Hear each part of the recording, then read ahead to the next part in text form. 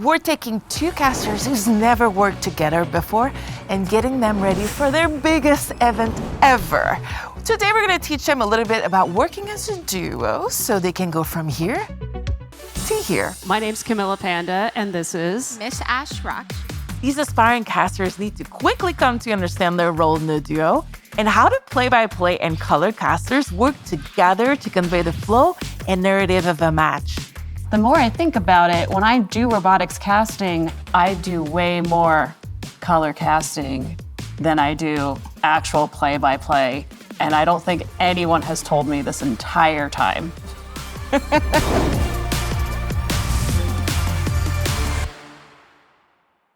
Play-by-play is now my role. I talk a lot in the present time, and I basically become the hype person for my colleague, Riv, my friend. So play-by-play casters are mostly in charge of the narrative, driving that storyline, and really essentially doing exactly what the name says, play-by-playing what's going on screen and within the game. Meanwhile, the color is there to provide that extra bit of analysis and really break down the analytics of the game and the in-depth mechanics and just how utility might be working together depending on which kind of game you are looking at. More like trying to fill in the gaps, or what else can you be talking about? What else could be coming within the action? That's Rivington's main job. Yeah, it's kind of like where an attack or where something came from and then what that can lead to as well. The analyst is never really kind of describing what's on the screen, but more like what's going on around that. I've never really known the benefit of having a true duo. There's gonna be points where you might have a set duo that you're working with a lot more frequently, and there's gonna also be times where you are gonna be thrown into casting with someone for the very first time. Because in esports, a lot of the early years you switched a lot. At Riot, we would switch every week with who we were commentating with. Building that long-term synergy, it's a lot of trying to VOD review with each other and build a very great product together as a team that becomes almost a brand for your duo. We knew what wasn't right to say and where to steer the game almost immediately. And that's so hard to find with somebody because you're always thinking, well, I wonder if they get excited about X play. Well, if they do, I'll have to incorporate that in my game. But no, we jive on the same plays, the relatable things in game, and I think that makes our cast so unique in that sense. Yeah, because we pretty much start at the same time too in FPS casting. But now, because we have that experience and we have a chance to work together, we could complete each other's sentences. See that? See that? The more you move up in events too, the more you see set duos, because that tends to bring out the best product as far as the quality of the cast overall. Well, the color commentator could analyze a very cool play that's about to happen, sets that up. I have to actively listen to my co-caster so that I could pick up on that and continue that storyline. Well, to be honest, I didn't know there was different roles, so I learned that. I've done robotics casting and everything, and it's always a hybrid for what I do. For the last year, I've been doing both of those roles with my community custom, so it's hard to separate them and give space to my duo. And I'm gonna learn that. So how do you deconstruct a round in Valorant? So it's kind of always coming from the top down, like you're watching a car, top down. Make sure you're never going too granular at first, or you kind of pigeon yourself into that point, because it's gonna feel weird to the viewer to hear you go small, small, big picture, small, small, big picture, instead of just paring it down from the top. The way that I see usually Valorant being played as like a fundamental of timing and rotations is gonna be like an early round, a mid round, and like an end round, or how it all unravels in the end. Pushing into spawn here, but Pauline gets two with the Phantom. Can we get another one? Yes, Pauline can! And now it's a 9-11 game. That mid round is really important. This is where team adapts. It's something you can really focus on as a caster, is to really break down for the people at home.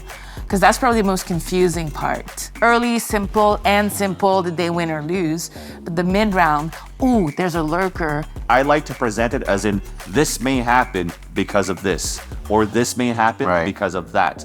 Or you can see they always over-rotate. It's been happening quite often, and player X is starting to catch on to that. This is your chance to tell that story of not just a round, but a whole game. That's where you can shine a lot. If people can say, oh, they know what they're talking about.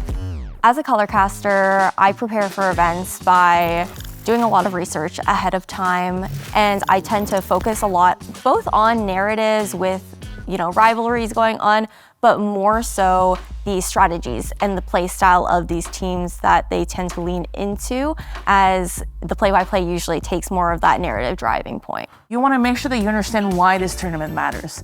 Explain to the viewers, why is this so important? And sometimes you have to dig a little bit harder to get that. You will have the opportunity to cast very diverse tournament. Your first tournament is going to be very diverse.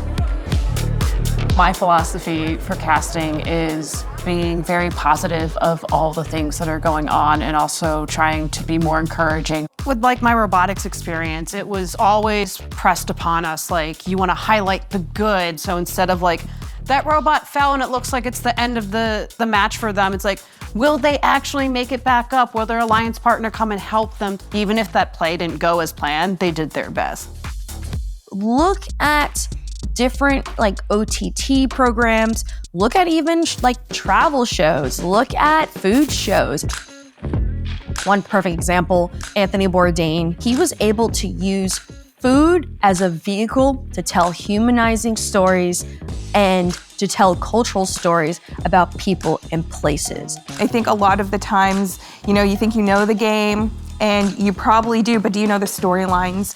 And every scene is going to be different. So it's like, do you know what's going on the latest with these players as well? Yes, we have to talk about the mechanics and certain elements of the game itself, but what the industry is really missing is humanizing stories. There's also moments when you're looking at suddenly in the grand finals, it's like a 13-2 blowout in map 3. How do you actually keep the level of excitement and keep the spectators at the edge of their seat or keep them engaged in that match? Why is this happening, right? What actually led to this point to allow it to be a 13-0? Maybe Sadok said, in that one game that he actually almost broke down crying because it was so difficult to think of a strat. Is that coming into play now? It's really telling the story of how they got there, why this is happening. You gotta be like, okay, this one might be over, the team's thinking about next game. This was the tragedy. We did not expect to see it. First, well, a 1v2 could be the difference here in this one.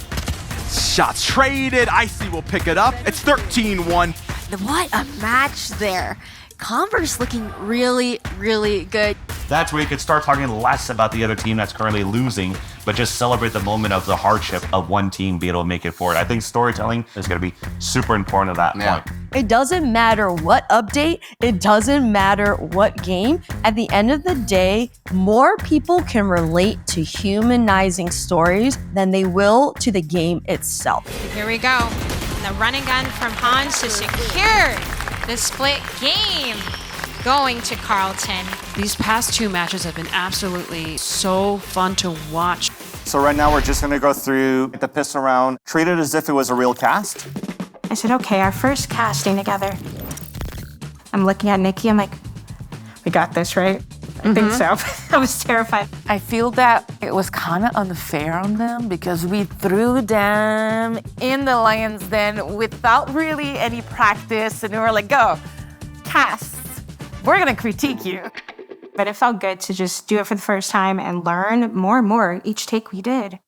And we have our KJ going to B site, so that'll be a pretty strong site that they'll have to attack, and we have our Viper on A. I would say the areas I need to improve on right now with casting is continue to talk instead of just being dialed into the game and just watching. What can he do here? I'm like, wait, I gotta tell everyone what's happening. They are trying to save that money so moving forward they can buy something a bit bigger to overtake them next round, which it's still early on. It's hard to tell which team is going to end up winning in the end of this. If I want to focus on Camilla Panda first, I think that her voice projection is actually very good. For her to bring out the message too, or the way that she speaks, I was already attached and intrigued to every single word that was about to come out when she was going to do her color commentating. What I actually did really like about this is that we really had Camilla Panda going into that color commentary, trying to figure out positions and what we're trying to do. And as soon as we talk about the Viper wall coming up, but we had the action start, we kept going and we switched directly from color commentary to play-by-play. It is a full-on attack. Got a trade and then another pick on our defenders and another pick on Bout. And get another gun down.